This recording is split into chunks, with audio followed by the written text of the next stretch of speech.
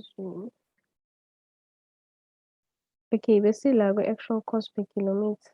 The actual cost per kilometer u-add wonke ama-expenses wakho, then you divide by your total kilometers, then you multiply by 100. Bese uthola actual cost per kilometer. Then once you've calculated your deemed cost and actual cost, sekumele ususe i-portion eqondene no-business traveling from i-travel allowance oyirecevile. So wenza kanjani lokho? You take the greater cost between i-deemed cost ne-actual cost, uyi-multiply nama-kilometers aqondene no-business traveling, bese uthola ini? I-taxable allowance, kuyiyona eya kwi-gross income. Sizwana?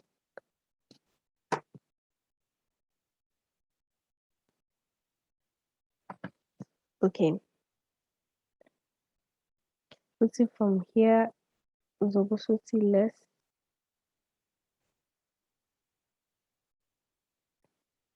less i-portion expended for business purposes, nizoqedelela nina. Uyibala kanjani? Uthatha business kilometers 15,000 times i-cost enkulu between the two, which is 582.92. Then if ubala laphaya uzothola i-amount enguma-cents. Then you have to convert it into rands because uzoyi-minus kwi-travel allowance received. So wenza kanjani lokho? You would divide by 100. Malini eniyitholayo? 87,438.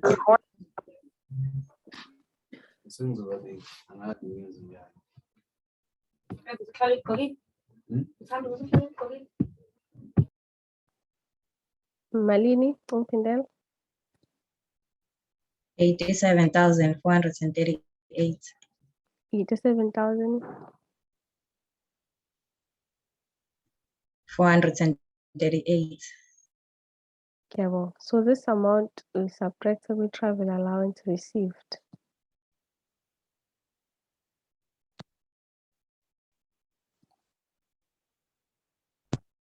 This is 15,000 kilometers. Malini taxable allowance? 22,562.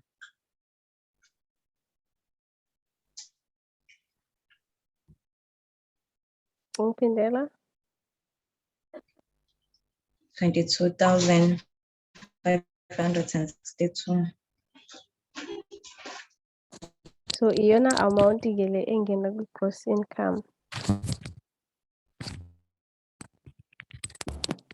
Khona nombuzo?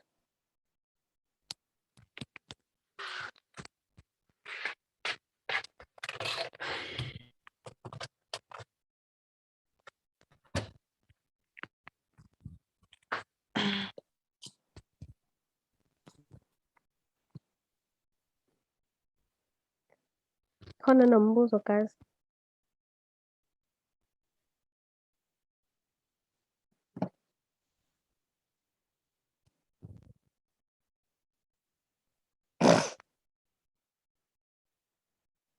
Okay.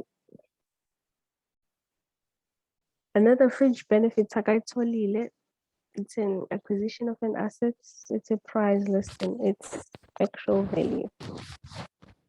So unomtha uthole i-computer ukhokha 3,000. I-consideration akayikhokhile 3,000, but i-computer ine-market value ya 9,000, i-cost price ya 5,000. So remember ukuthi if an employee has acquired an asset at a price less than its actual value, calculate the taxable benefit sakhe, its market value minus i-consideration. If kuwukuthi asikho store eside sixoxile. So ukuthiwa ubutsheliwe ukuthi le computer le ibiyi-trading stock ye-employer noma inhloso yakhe bekuyidayisa, ila osuke usu-consider khona ini i-lesser of the two. But if ukuthi yinto nje simple and straightforward, you will take i-market value minus ini i-consideration. So i-taxable benefit la izoba malini? Izoba 9,000 minus 3,000. 3,000.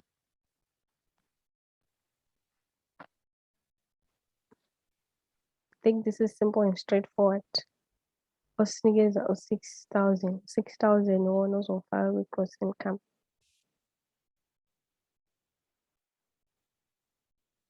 Khona osalayo. Ungasabi ukubuza ngoba nakhu angazi uzobe unqenani kodwa ngisacela ubuze. Kusanethuba.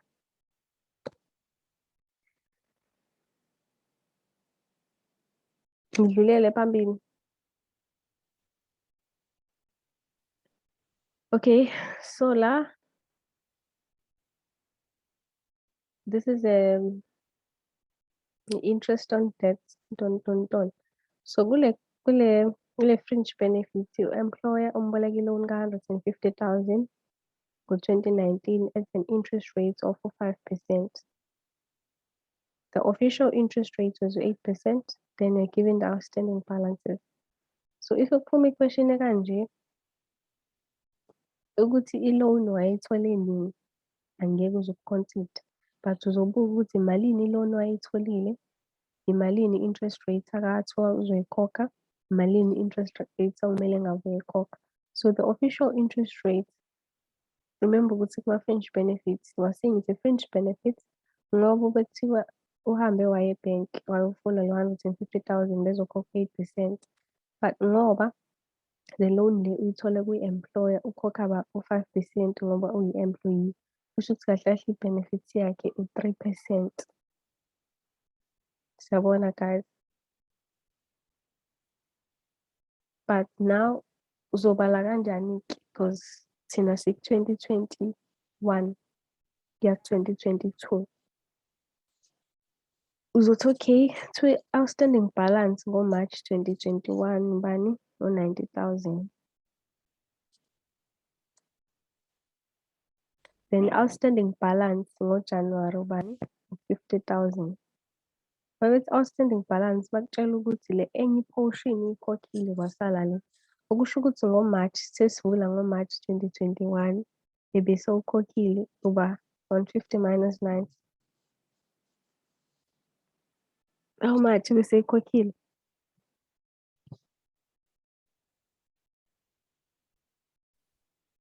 Kushuthi kuzoba 60,000. Ngathi ngifundisa abantu ababili nje indlela engithule ngayo. Okay, so la ngo-March 2021 ebese ukhokhile 60,000 kuleya loan ya-150 bekusele bani? U-90,000. Then ngoJanuwari bese ne-outstanding balance yaba ya-50,000 okusho ukuthi bese ukhokhile 40,000 yabo. Yebo sis.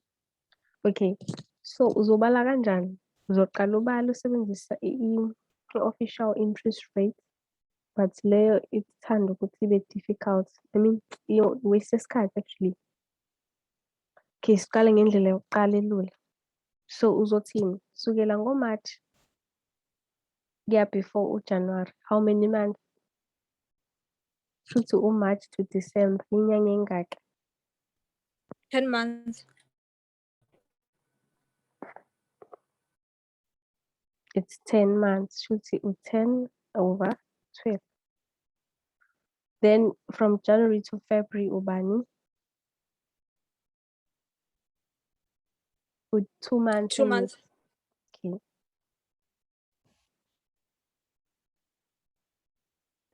Sicela ukusebenzisa le ndlela because iyona ezosisavela isikhathi.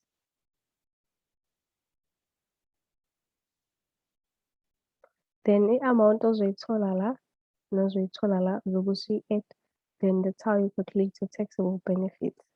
Cela ngingibalela.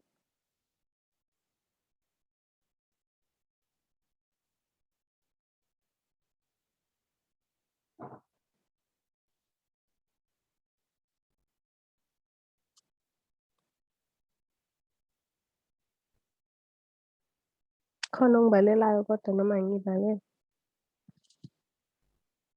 Leyo yokuqala 2,000. 2,250. 250. Eyesibili, 250. then mawuku-add-a-ke uphuma ba? 2,500. 2,500. 2,500 iwona-ke oyi-taxable benefit. Kumele uyovela kwi-gross income.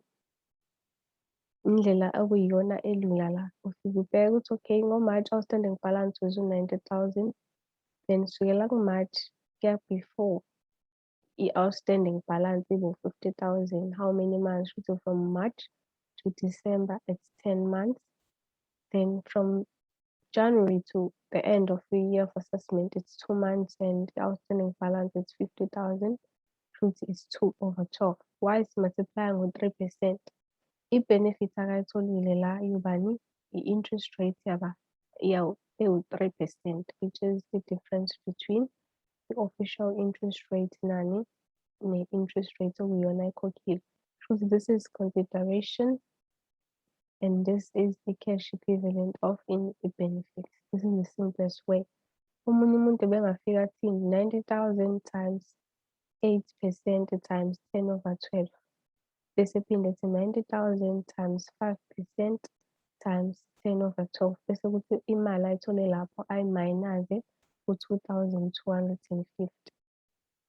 Aphinde athini 50,000 times 8% times 2/12. Athole imali ewu-250. Oh, it's not 250. Then aphinde azothini 50,000 times 5% times 2/12. Then amount ayitholayo ayimayinaze kule amount ebezoyithola. But that's very long and time consuming. Bese acela ukuthi nisebenzise le.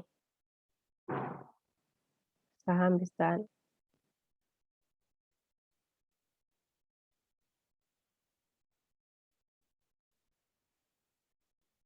Yes.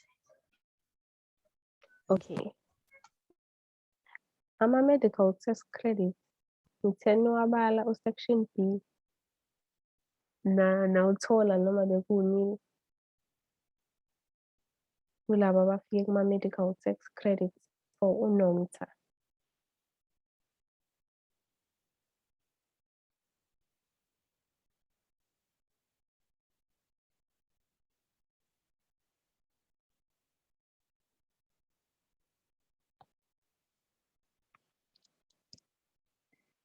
Nenze njani? Niwuthole unili noma niwutholile i-section 16?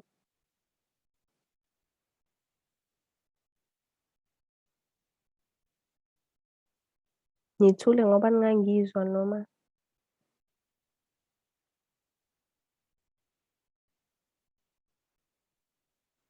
Mina section 6B and I think it because the taxable income you wanna be wrong and stuff. okay.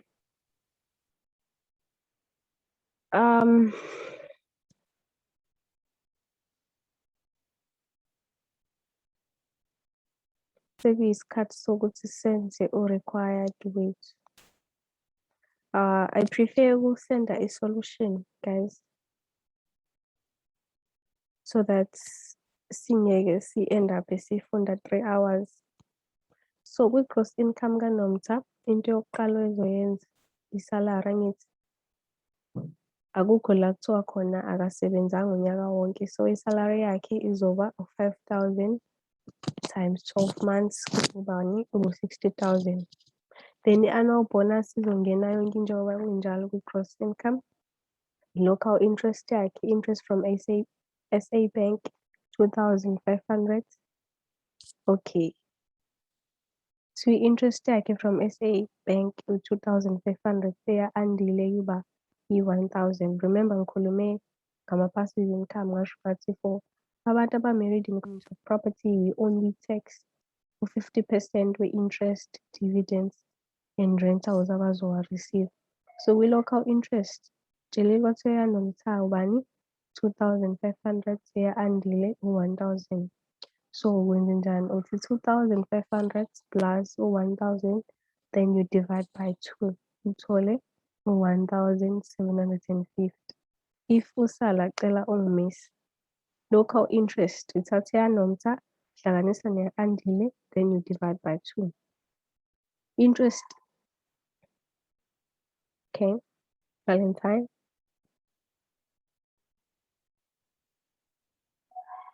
Okay, ngi-confused la ekuthenini if bethe okay ngithi labashade nge-terms of property ama-passive income so divide ngo-50. Manje mina umbuzo wami ukuthi if bespecifyile regardless yini ukuthi if bespecifyile ukuthi i-local dividends noma i-local interest noma iy'mali, do we have to divide ngo-50 yini? As long as it's interest, whether it's foreign or local. Makuyi interest nje, income, yes. So lapha Okay, local interest, it's 2,500 plus 1,000 divided by 2. Phinde kube interest income. Uma uthanda unga-add konke kanye kanye, but mina advise you ukuthi ukuhlukanisa. Interest income 1,500 from a tax-free investment sizoyifaka si-exempt, but soyifaka only u-50%. Shuthi lo 50% uzovela mina masesenze lo andile guys. 50% akazowuthola unomtha uzophinde uvele kanile. Shuthi 2,500 plus 1,000 divided by 2. Imali ozoyithola lapho izovela kwi-local interest kanomtha phinde ivele kwi-local interest ka-andile. Interest income from a tax-free investment.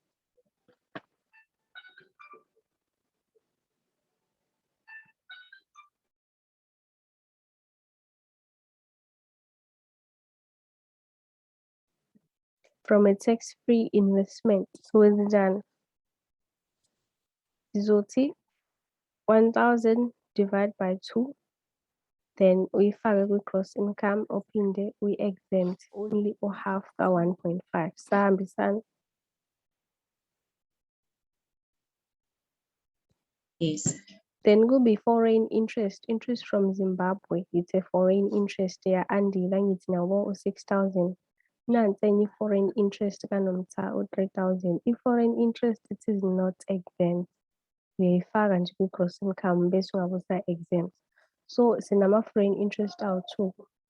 Shuthi uzothi 6,000 plus 3,000 divide by 2. Then ufakele unomtha, ufakele u-andile futhi. Sizwana guys? Yebo, siyazi. Then bese kuba Lokubuza okay. ukubuza ukuthi uma uyihlukanisile kuba ne-penalty yini? Or No, it's up to you ukuthi ufuna Okay. ukuyenza kanjani. But mina ngithi ngenza lokhu oku-simple, but you can do nanoma as long as unomtha ezoyithola no-andile ayithola. Okay. Ngiyabonga. Then annuity from a previous employment, it's 2,000 per month, 2,000 times 12, 24,000 ingene kwi-gross income. Local dividends, one and the same thing. 3,000 plus 1,500 divided by 2. Unomtha uthola half, u-andile uthola half. Foreign dividends.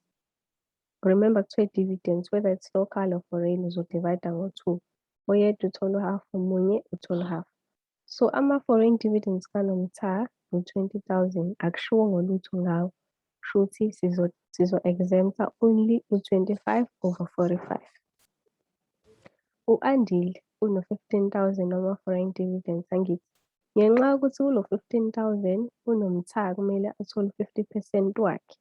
Shuthi nawo sizowabheka si-check-e nanokuthi ayikho yini information esiyinikeziwe regarding ama-dividends. So 15,000 lo unama-voting rights are more than u-10% nabo 15%. Okusho ukuthi they are fully deductible. Sizwana? Yes. They are fully exempt. Sizokwenza kanjani-ke? Sizofike sithi 15,000 divided by 2. Uthole ba? 750. 710. Sure. 7,500. 7,500. So 7,500 sizo-exempta wonke uhalf kaNomtha. 7,500 sizo-exempta wonke.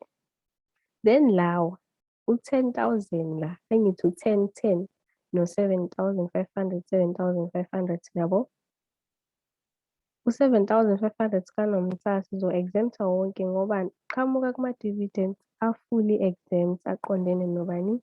No-Andile. Then le ngoba u-25/45 kuphela o-exempt, u-10,000 wakhe sizo-times-a ngo-25/45 bese siyakwazi ukuthola i-amount e-exempt. Okusho ukuthi wena ama-foreign dividends akho uzowahlukanisa. 7,500 uyawufaka, u-10,000 uyawufaka kwi-gross income. But mase ukwi-exempt uzomayinaza noma uzo-exempta u-25/45 ka-10,000, u-7,500 uzo-exempta wonke ngobani? Uqhamuka kuma-dividends ka-Andile, whereas u-Andile u-owner more than 10% shares. Sizwana?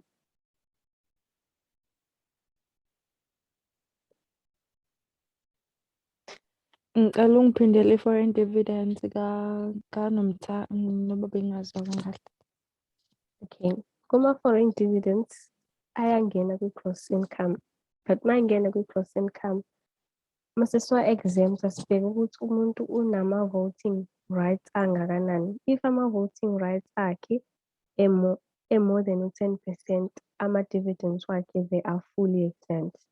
If ama-dividends wakhe eqhamuka from ama-voting rights are less than 10, noma makungashiwongo lutho ngama-voting rights, we will always exempt u-25/45 of dividends received. In this case, uNomtha akushiwongo lutho. Kube kuthiwa labantu abashadile in terms of property, uNomtha bese uzofika sithini? 20,000 kwi-gross income bese si-exempta u-20,000 times u-25/45. Ngiyaku-understand-a lokho? Yebo, ngiyaku-understand. Then u-Andile uno-15,000 noma foreign dividends, but yena awakhe ama-voting rights are more than 10%. Okusho ukuthi mase simenzela mase sim-calculate-ela i-tax, sizo-exempta wonke u-15,000. Siyavumelana?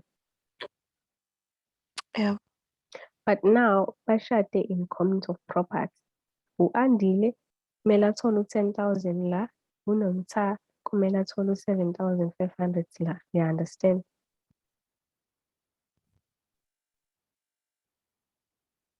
Kumele bethole Yebo. o-half. So lawa aqhamuka ngala a-deduct-wa wonke ngenxa yokuthi ama-voting rights wakhe are more than 10%. Lawa aqhamuka ngala akushiwongo lutho ngama-voting rights. Therefore, we will only exempt u-25/45. You understand?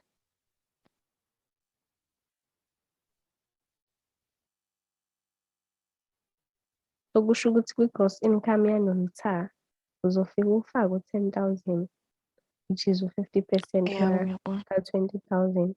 Ufake no-7,500, which is u-50% ka-15,000.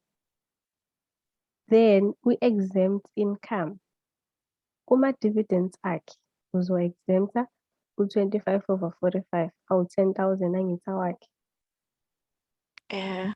Then kulawa ka-Andile uzowa-exempta wonke ngobani? Ama-voting rights ka-Andile ebe more than u-10%. Yeah, ngiyezwa. Yebo. Okay. Ngizoyisenda i-solution guys yayo yonke le activity. Khona omunye onombuzo?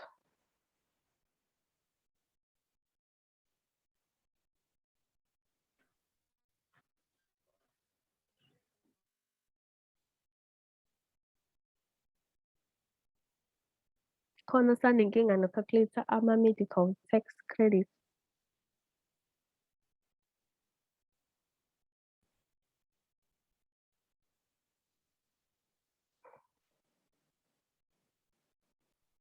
Bengicela ukuthi wenze la aNomtha. Okay.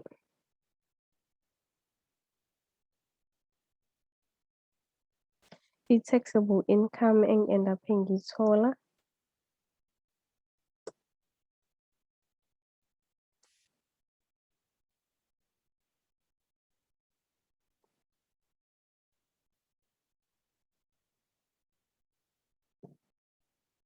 ngithole u-1,146,841. Then once waba ne-taxable income, you have to determine i-tax payable. Cela ningibalele. We use Appendix A to calculate the tax payable. Ubheka ukuthi leya taxable income ya 1,146,841 ifola kuyiphi category. Then bese calculate tax payable. So ngithe mangibala ngathola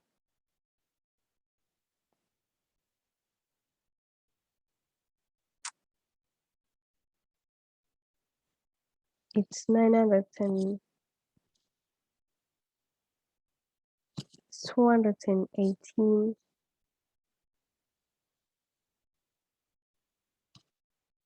139 plus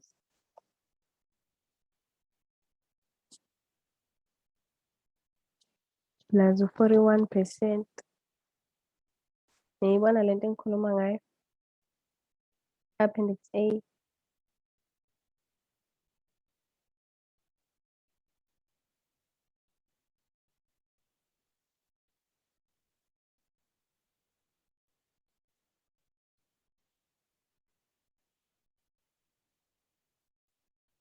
Nisangizwa?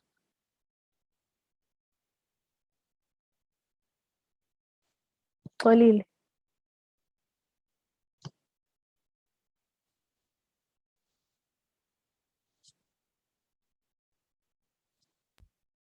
Guys, Yebo ngikhona. Right. okay. So i-tax payable ngibale kanje. Appendix A uthi ibalwa kanjeya. Then it ended up getting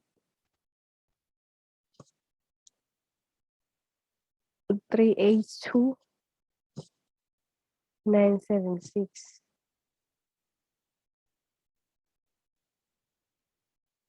Then after i-tax payable,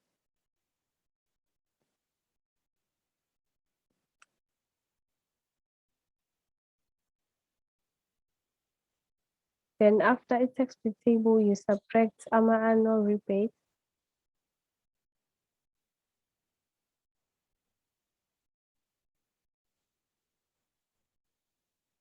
Hayi.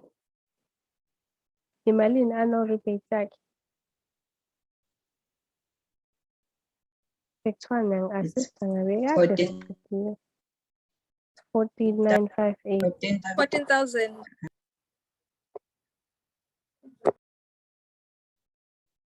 Then bese siminaza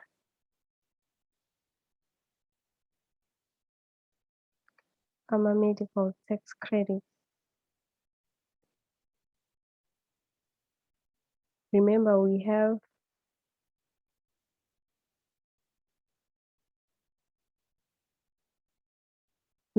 section 6A yangithi. Sobala kanjani?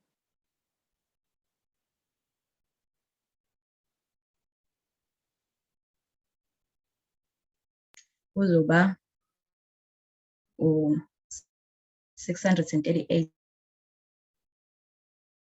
plus 219 times 12.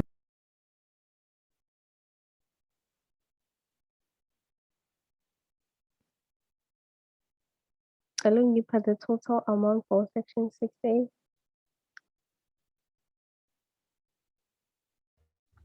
3,218. Nobale kanjani? It's 638 plus 215 times 12 months.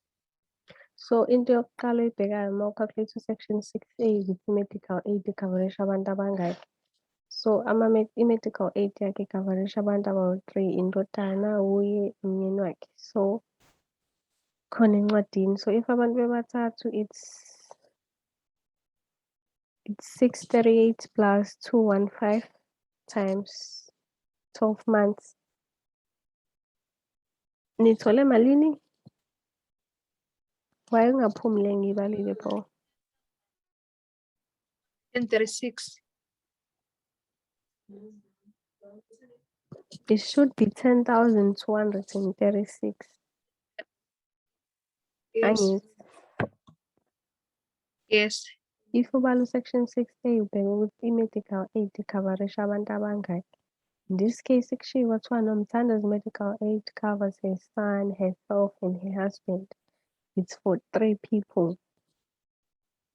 Kusho ukuthi usubuka section 6A wakefa umuntu eyedwa, it's 319, right? I'm not sure. It's 319. If bebawu-2, it's 638. If bebathathu, it's 638 plus 215. First thing it's ngoba thina sifuna i-tax for the whole year, we have to multiply by 12. Sathola 10,236.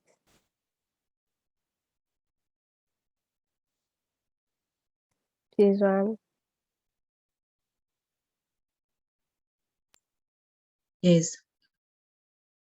izonqamuka in 6 minutes and ngifuna ukuthi nqamuke sesiqedile. Then section 6B zintathu indlela zokubala. Uyabheka ukuthi i-taxpayer yakho i-under 65 noma ina-65 noma khona one-disability in kulaba abakhavwe i-medical aid. In this case, i-taxpayer yethu inangake ena-40 and akekho ne-disability. Shuthi we will use i-formula if ukuthi i-formula for abantu aba-under 65. Into oyenzayo you calculate i-excess contribution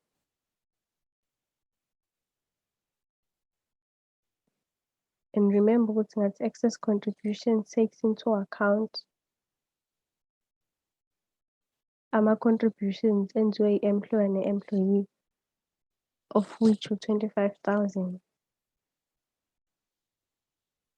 I-employee i-contribute 10,000, employer ya-contribute 15, 25,000 minus the section 6A times 4.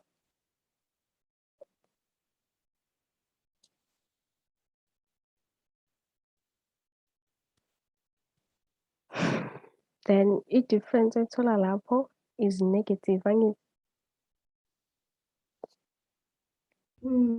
Yeah. It's negative. So ama-requirements aba mabili la. Ufike ucalculate i-excess contribution, then you compare your qualifying expenses with 7.5% taxable income. So i-requirement yokuqala ithi ama-contributions akawenze kwi-medical aid kumele exceed section 6A kawu-4. In this case, our exceed ngobani? If uthi 25,000 minus section 6A times 4, uthole amount negative. I-requirement yesibili, qualifying expenses. Malini ama-qualifying expenses wakhe? 5,000, yabo?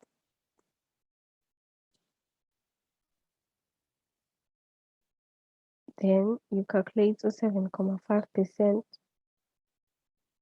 of taxable income.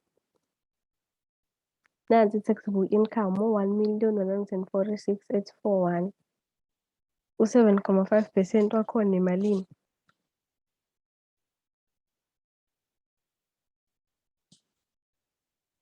Iyanqamuka guys, meeting in 3 minutes. Sacela sibale.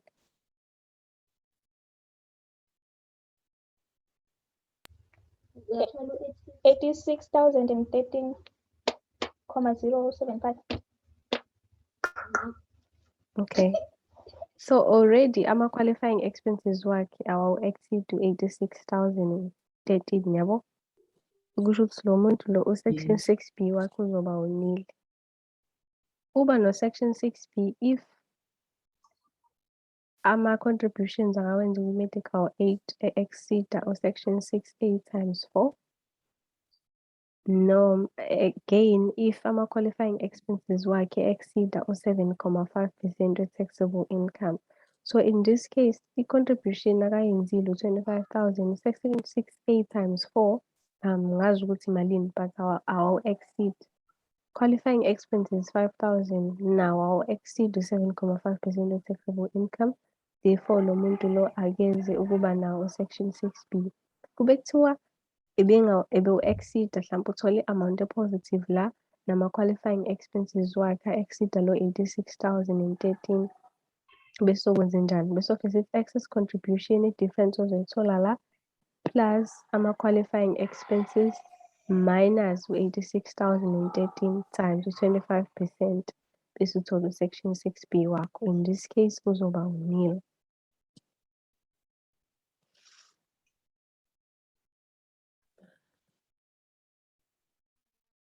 Then in-net normal tax uzoyithola ngokuthini? 382,976 minus u-14,958 minus u-10,236. Imalini?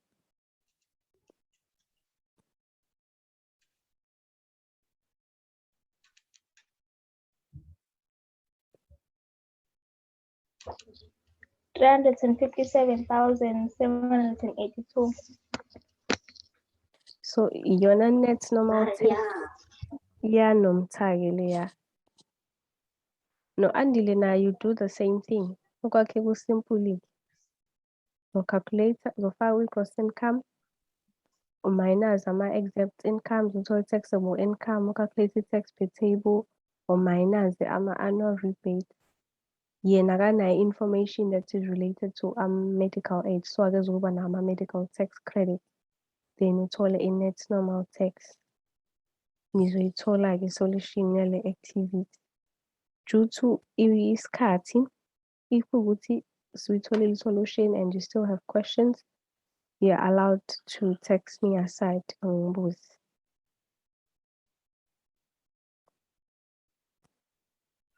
Siyabonga. Okay, ngiyabonga nami.